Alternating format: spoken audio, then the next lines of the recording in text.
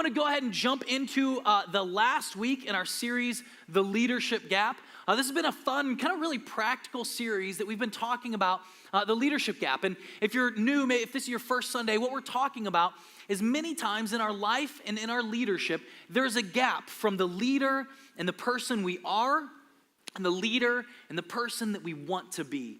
There's so many times that in my life and leadership, I felt that leadership gap, and I've wondered, what do I do with that? So today, what we want to do is we want to just take a look at 4 different lessons that we can learn about leadership, and I'm taking them from my life. And here's the thing.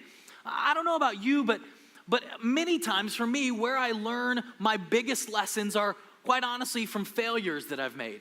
In fact, this week I was talking, we had this new person join our team here at Icon. I want to take a moment to honor her. I'm looking around for her. We had a new person to the team. Katie Blair is our new youth intern. Is Katie in here? Katie, she is serving right now. So of course, because that's what interns do, right? So give it up, even though she's not here, for Katie Blair, our new youth intern. She's awesome. She works in the youth department. She's also my daughter's youth small group leader, so I think she's extra awesome. And something happened because she just joined the team. It's her first week, so we all went out to lunch together on Monday. We went to Chick-fil-A because Christian chicken, and we're just like, that's where if you're on staff at a church, you have to eat Christian chicken, I guess. So we went to Chick-fil-A, and we're all sitting down, and I was talking about a leadership lesson I'd learned, a mistake that I had made, and I realized, have you ever been in a group of friends and like one new friend gets added? Or maybe you work someplace and you and your colleagues kind of have this inside joke and then someone gets added and you say something and everyone laughs and the person's like, wait, what? And like you realize there's like an inside story, an inside joke that they're on the outside of. Well, that happened when we were at Chick-fil-A and I mentioned something and Katie was like, wait, excuse me, what happened? And I realized that she wasn't in on this story, so I had to kind of fill her in on this story. And I realized as I was preparing for today and thinking about the greatest lessons in leadership I've learned, and quite honestly, many of those lessons came because of failures, I realized that story I told Katie was one of my greatest leadership failures that I'd made. And then I thought, you know what? I don't think many people in this church have heard this story before. In fact, I told this story in 2014 at our very first Easter service, and that was just after we launched the church. And since then, I've never told this story before. So if you were here in 2014, you'll get to hear this again and laugh at me again.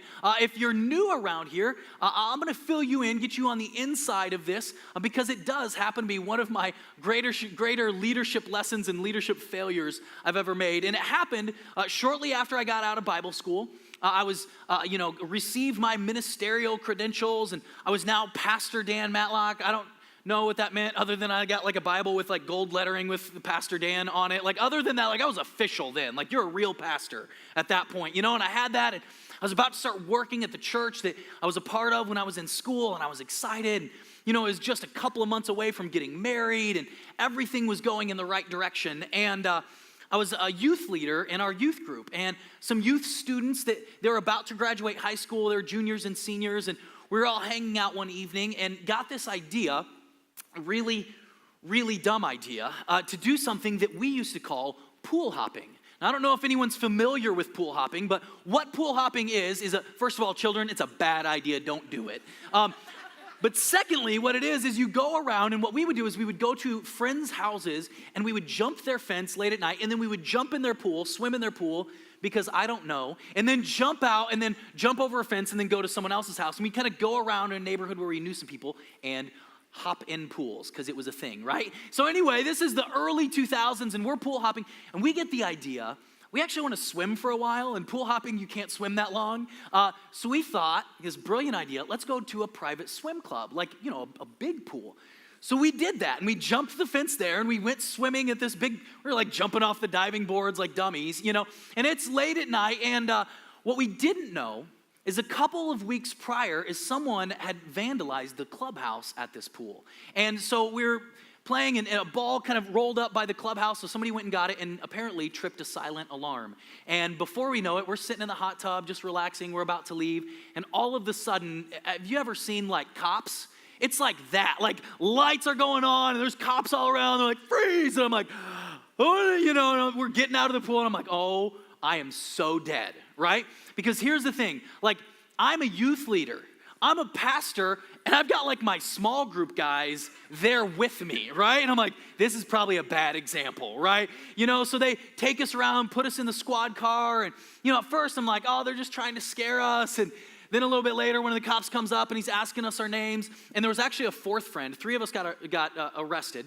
But there was a fourth friend that actually hid under the deck of the pool that whole time. He like dove under the pool. Later he told us, he's like, man, when I just saw that one cop, I was like, man, we got to get out of here. And I saw a big rock. And I was like, dude, I could hit him and we could run. And I was like, that's how you like kill someone. Like, what are you are crazy, So luckily, he actually ended up getting away, but he had heard us talking. The cop had heard us talking and mentioned this kid's name. And he said, we heard you say there was another kid. His name was Dave. What was his last name? And I was like, I'm a pastor. I was trying to be honest. I was like, do I have to tell you? I'm like, can I just defer not to? And he said, oh, it's no problem. You don't have to tell me. No. I was like, oh. Got him out of this one. He's like, you're going to jail either way. And that's when I was like, oh, this is bad, right? Like, this is really, really bad. And the cop came up eventually and said, listen, here's the deal.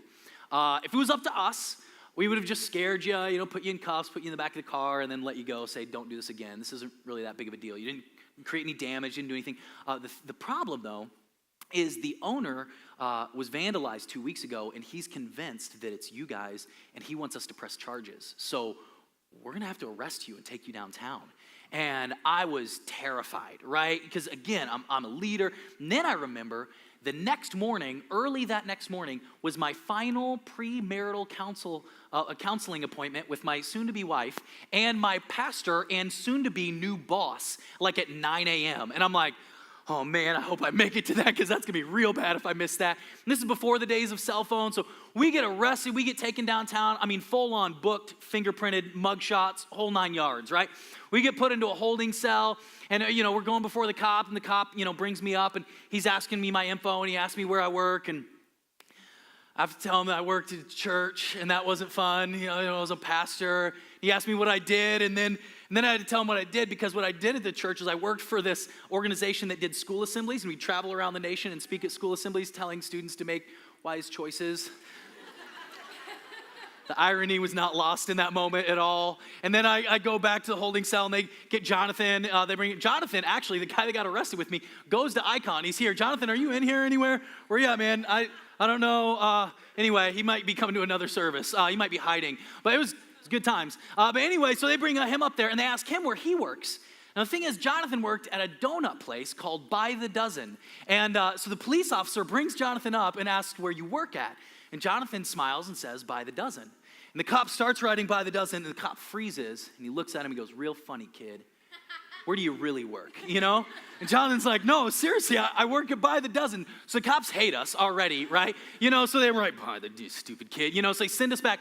So then the cops gave us a nickname because remember, we got arrested when we were swimming at the pool, and this is the early 2000s. So like all 3 of us that got arrested, you remember like the blonde tips, like the highlighted tips hair, and we're like rocking the puka shell necklaces, and all of us are shirtless because we got arrested swimming. So then we got the affectionate nickname as the Backstreet Boys. And so all the cops walking by, we go, oh, it's the Backstreet Boys. I'm like, oh, yeah, have a good day, So we're like in there, and the thing was, bail wasn't much, but I only had enough money to bail me out. And if I knew anything about leadership, I know you don't leave your small group kids in jail and get yourself out. So I knew that much. So I'm like, I'll stay in here. And so we decide we'll just go, if we see the judge in the morning, which at this point is like in a few hours, he'll let us out on our own recognizance. So I think, well, we'll just spend a couple hours in here, no big deal.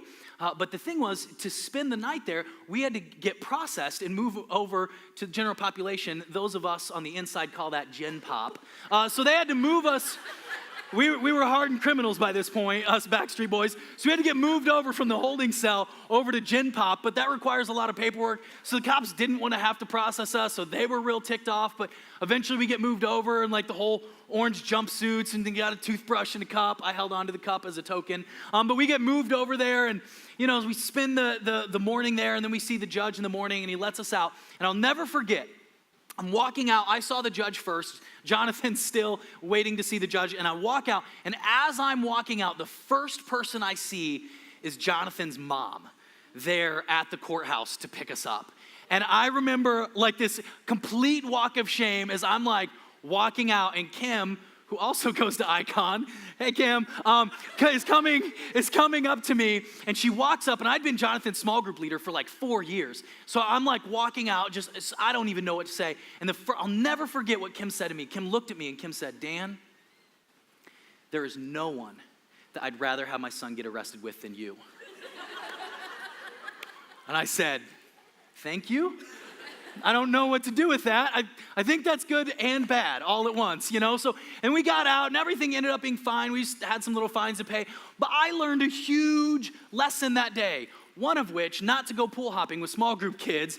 Katie, our new intern, make sure Amanda, she writes down, no pool hopping with my daughter. So there's a lot of lessons that we learn from mistakes that we make. I'm sure you can look back and maybe you weren't arrested for pool hopping, but there's probably some things that you did when you were younger that you look back on, you go, man, that was really stupid. I sure have learned a lot since then. So what today is really that. I'm gonna talk about some leadership lessons. So if at any point you're like, man, that's really good, Dan, man, he knows a few things about leadership, just know I fail a lot. Like I do that a whole lot. So these lessons, many of these I've learned from making mistakes, from not doing this. So as we close out this series, we want just kind of a practical message, again, to help us close that leadership gap. So what I'm gonna be talking about today is 4 lessons that I've learned in leadership. These are 4 different lessons that I've learned throughout my life. I've been in full-time vocational ministry leadership for almost 20 years now. And I know it's not a lot compared to a lot of you, but here are just a few lessons that I've learned. And one of the first ones I learned very early on in ministry and in leadership. And it was something real important, and that's this idea of act as if. Act as if. Maybe you've heard before that you need to dress how you want to be addressed, right? You know, if you're showing up for a new job, you need to dress appropriately for that job. But this is so much more than that. You see, I think that's important. Sure, dress how you want to be addressed and, that sort of thing. But this is much more. You see, my first full-time leadership ministry position was just actually about a year after getting arrested. And I was 22 years old. And I was moving to Austin, Texas to be on staff at a church. And what my job, it was going to be to run this Bible school that the previous director, the guy who had directed this school before, was the vice president of the whole organization of all the Bible schools. And he had moved on, and I was coming in to be the next leader. I was 22 years old. I didn't know what I was doing. In fact, when I got there, I found out that I was going to have a student that was older than I was as the director. And in fact, when we showed up to interview for it, rumor was kind of around that some of the students saw us and they thought I was a high school student applying to be a student in the next year, right? I had no clue what I was doing. I felt like I was so in over my head. I remember the first time I sat down and they handed me the previous year's budget and they're like, hey, you need to go ahead and submit a budget for the next school year coming up here in a couple of months. And I was like, not my personal budget, but one for the ministry. Right? I had no clue what I was doing. And I learned early on that what I needed to do in leadership is I needed to act as if. That when it came time to lead, though I felt insecure, though I felt like I didn't know what I was doing, I needed to step up to the plate and act like a leader. You see, this is so common in so many people feel like this phony, this fake, like I don't know what I'm doing. It's actually been given a name. Have you ever heard of this? Imposter syndrome. Imposter syndrome. Have you ever felt this before? Like maybe at work you show up for a meeting and you just feel like a complete imposter and you're like, if people knew who I really was, if people knew that I didn't know what I was doing, they'd find out I'm a fake, I'm a phony. There are times that we just feel in so over our heads. Maybe for you it was when you had your first child. You go to the hospital and they put this baby in your hands and then they let you go home with it, right? And you're thinking like, I don't know what I'm doing. Like I have this human that I have to raise. Like there's no manual for this. Like you sure you want me to take this thing home? You just feel like this imposter, this phony, this fake. And you think that everyone else has it together, everyone but you. The secret is everyone feels that way. Everyone feels like an imposter, like a fake. In fact, as I was studying it this week, I came across a quote from Maya Angelou.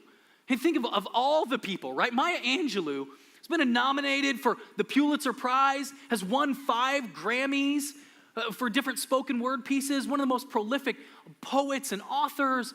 This is what she said. She said, I've written 11 books, but each time I think, they're gonna find out now. I've run a game on everybody, and they're going to find me out. I heard about another person that was talking, bumped into a large event with many different leaders, many different distinguished people. They bumped into none other than Neil Armstrong, one of the first guys to walk on the moon. And they're talking to Neil Armstrong, and Neil Armstrong told him, man, I just feel like such a phony with all these people here. Like, I feel like I've got nothing to offer. To which the guy next to him was thinking, like, great, if the guy who walked on the moon feels like a phony, where does that leave me, right? Like, where do I rank in that? I mean, everybody feels this way. Everybody at one time or another feels like a fake, feels like a phony. And you know what you do in moments like that? Again, we got to go back to this idea of act as if. When you have to make a difficult leadership decision, when you have to decide what to do in a circumstance or situation. In fact, I faced this week. There's this difficult leadership thing I'm wrestling with, and I had to ask myself this very question this week. I heard it on a podcast, and I thought this was so good. And ask yourself this question: what would a great leader do? What would a great leader do? In this situation right now, think of the most courageous, the most person full of integrity and character, just this incredible leader. What would they do if they had to make this decision? That question has this way of kind of like giving you some measure of objectivity to the situation. You feel like you're so enmeshed in it. When you ask yourself, what would a great leader do? It gives you this level of objectivity to help look at it and decide, what is it that I need to do? And then you do that. Whatever your answer is to the question of what would a great leader do, you do that. You see, that's this idea of acting as if. What I had to do is at 22, when I stepped up to lead, I had to act like I knew what I was doing. The Bible has a name for this. It's called faith. It's standing up in the face of fear. It's courage. It's saying, God, I believe you've put me here for a reason. I'm going to act as if. I'm going to have faith in this situation. In Hebrews, it says that faith is the title deed of things hoped for. What the title deed is, it's owning the thing. If I say, hey, I have a car for you, it's this great car, and I tell you about it, and then I sign the title over and I give it to you, who owns the car? You do. Now, are you driving the car in that moment? Maybe not. But you hold on to that title and you say, I have it. That's what faith is. It's saying, I may not see it physically. I may not see a great leader when I look in the mirror. But I'm going to hold on to the title. I'm going to act as if, and I'm going to move forward in faith. You know why this is so important? You know why this is so huge? I love this. Brené Brown, one of my favorite authors, she said this. We spend our lives waiting until we're perfect or bulletproof before we walk into the arena. She's talking about when we do this, we ultimately sacrifice relationships and opportunities that may not be recoverable. We squander our precious time, and we turn our backs on our gifts, those unique contributions that only we can make. Perfect and bulletproof are seductive, but they don't exist in the human experience. So as you hold on and hold out for hope to one time finally arrive, to be there, to have it all put together, you're going to miss out on opportunities that you may not be able to recover from. So you act as if. You act in faith. This is what one of the most prolific church planners that have ever existed, the guy that is responsible for writing over half the New Testament. He's a guy by the name of Paul. What he would do is he would start these different churches and he'd put in local leaders. And he had this one leader that he appointed, this guy by the name of Timothy. And in his culture, in his day, he was young. He was this young leader for this growing, thriving church. And imagine Paul, right? The guy that's written over half of the New Testament. The guy that's planted all these churches. You're his understudy, and he sets you up as the leader. Imagine the imposter syndrome that you might be feeling then. And we have this letter that Paul writes to his understudy, to his protege, Timothy. And in this letter, he challenges Timothy and he says this: don't let anyone look down on you because you're young, but set an example for the believers in speech, in conduct, in love, in faith, and in purity. He says, Timothy, act as if. You're there for a reason. Don't let anyone look down on you because you're young, because you're not prepared enough. So wherever you find yourself in this room, whatever leadership looks like for you, you need to learn to act as if. The second leadership lesson I want to talk about today is this idea of make it happen. Make it happen. This is something that was ingrained in me when I was in school. One of my mentors was a guy by the name of Dan Valentine. If you were here a few weeks ago, we did an event called the Leadership Advance on a Friday evening, and I brought Dan in to speak to everyone because he had made such an impact on my life. And this was one of the things he taught me, this idea of make it happen. This was kind of a motto for Dan, much to the chagrin of a lot of people. It drove a lot of people crazy, and at times it drove me crazy because Dan would ask you to do something that you had no clue how to do. So then when you would respond and you say, okay, well, how do I do that? He would just say, make it happen. Or he'd ask you to do something that would be impossible. And like the scale and the scope of what he's asking you to do, you're like, Dan, you don't understand. It's not like even right now I don't know how to do it. It's impossible. It can't be done. And he would reply, make it happen. And I remember there were so many times that he would say that and he'd walk away. I can remember an instance where I was standing. I can remember everything about it. And he just said, make it happen. And he walked away. And I remember in the moment being frustrated, being annoyed, being challenged. But what that taught me, the lessons I learned by persevering, by figuring it out, by sticking with it and seeing it through, I learned a huge lesson about leadership. Because you know what I was tempted to do in that moment? I was tempted to point out all the problems, all the reasons why it wouldn't work, all the reasons why it couldn't be done. But I'd worked under Dan long enough to know that didn't usually go over real well. So what I did in that moment is I figured out how to do it. I found solutions. And I realized this important leadership lesson that followers, they point out problems, but leaders seek out solutions. See, if you're working in an organization, if you work for anyone, if you can become the kind of employee, the kind of person that seeks out solutions, you will become invaluable to your organization. You see, there's a lot of people that can point out problems to their boss, why this isn't working, why that isn't working. But if you can be the kind of person that highlights, that can identify a problem and then bring multiple solutions to your boss and say, hey, I realize this about the organization, about the company is a little bit of a problem, but I've got different solutions. Here's a few solutions that we could do to try to address this. Do you know how quickly you will move up in an organization like that? The people that work like that, for me, they become invaluable quick. See, because anybody can point out a problem. Anybody can look at reasons why something can't happen or shouldn't happen or the problem with this or that. But leaders are people who seek out the solutions to those things and say, let me present a solution here. See, there's this great story in Jewish history. You can find it in 1 Chronicles, I believe, chapter 11, where David and his mighty men, they come upon the city that would eventually become Jerusalem, the capital of Israel, and they want to overtake the city. The only problem is the walls in Jerusalem at this point are impenetrable. There's no way to get into the city. In fact, the people in the city, the Jebusites, had these jokes that they would make about people being able to get into their city. And there's just no way they could make it in. And David brought his men together. And they said, we need to get inside that city. There's not enough of us to starve them out. There's not enough. We're going to have to make it to the inside of that city. And to the man or woman that can make it inside that city, they will become commander and chief of the armed force of all Israel. And then he said, listen, go make it happen. Figure it out.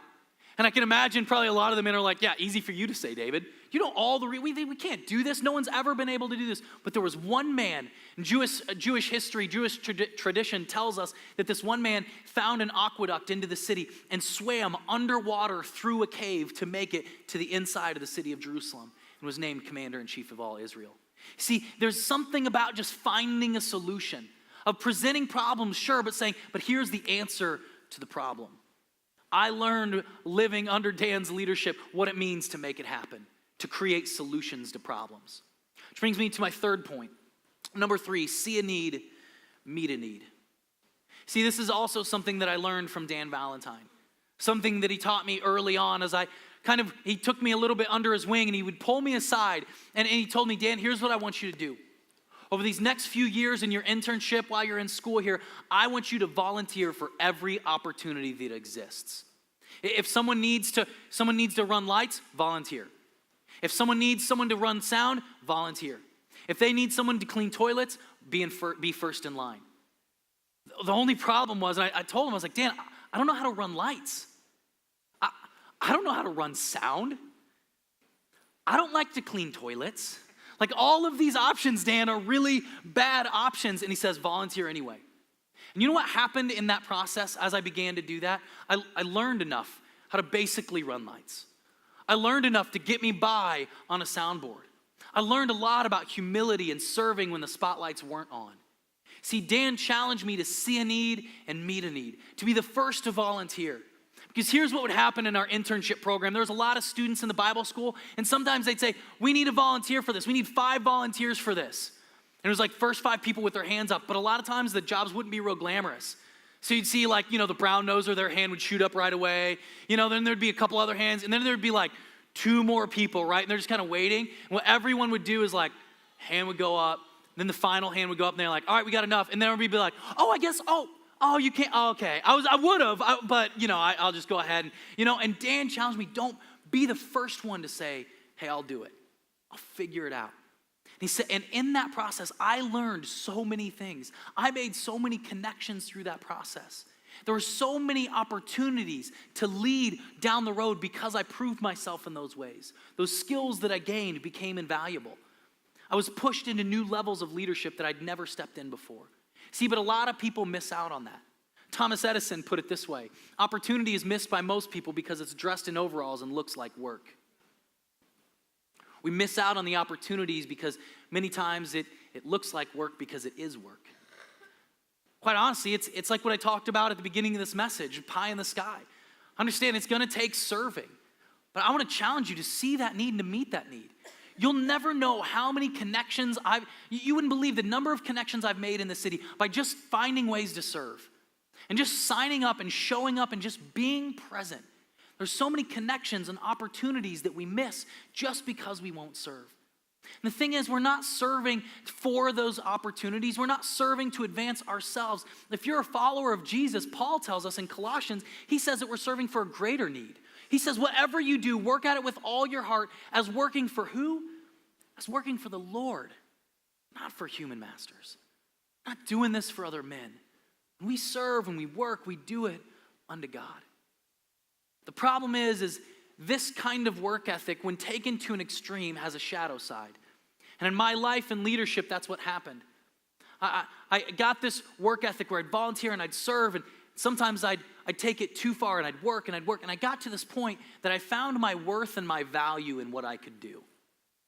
I felt good about myself when I was recognized for working, for serving, for knowing how to do this or that. And I began to find my value in those things, which is when I learned my 4th and the final lesson we're going to talk about today, that we're human beings, not human doings. See, what happened to me is I started working a little too much. Quite honestly, I became a bit of a workaholic. I'd stay late at work, and I'd come home from the church, and I'd eat dinner with Kelly. I remember it was early in our marriage, and as soon as we were done eating, a laptop would come up, and I'd begin to work again. And I began to find my value in my work and what I could do for God, not in my relationship with Him. See, the problem with that is when we get into that mentality, we begin to treat other people that way too. And I began to watch my leadership as I began to treat other people and value other people and what they could do for the team and what they could bring. You see, it's under this context that God reminded the Israelite people of a law that He had given them earlier. There's a point in Israel's history that they had been in slavery in Egypt for hundreds of years. Generations of Israelites had grown up and had died, all knowing nothing more than slavery, where their value was directly linked and tied to the amount of work, the amount of bricks that they could produce. And the more you can produce, the more valuable you are. And it's in that context, as God is leading them out of slavery, that God reminds them of something. He said, the 7th day is a Sabbath day of the Lord your God, to the Lord your God, on which you must not do any work. Remember that you were a slave in the land in Egypt. Remember when your value was tied to what you could do? Do you remember that? And then the Lord your God brought you out of there with a mighty hand and outstretched arm. I brought you out of that place. You were once there, but now I've brought you out. That is why the Lord your God has commanded you to keep the Sabbath day. Sabbath just means a day of rest. It's a day that we're reminded that our value isn't in what we can produce. It's a day that we're reminded that we remind ourselves that the work is done even when the work's not done. It's a day that we remind ourselves that we can rest and not produce and not work. And believe it or not, the world actually keeps spinning without us. It's a day that we're reminded, every one of us, that your value is in who you are. It's why we named Icon Church Icon. Icon simply means image. We believe that every single person is created in the image of God, and that every single person has inherent and intrinsic value just in who they are. Steve and Natalie Cochran, who's on staff, Steve's on staff here at the church, pastors here, they just had their baby last week. I had a chance to go see her in the hospital. As they handed her to me, no one would look at a baby and go, so what does it do?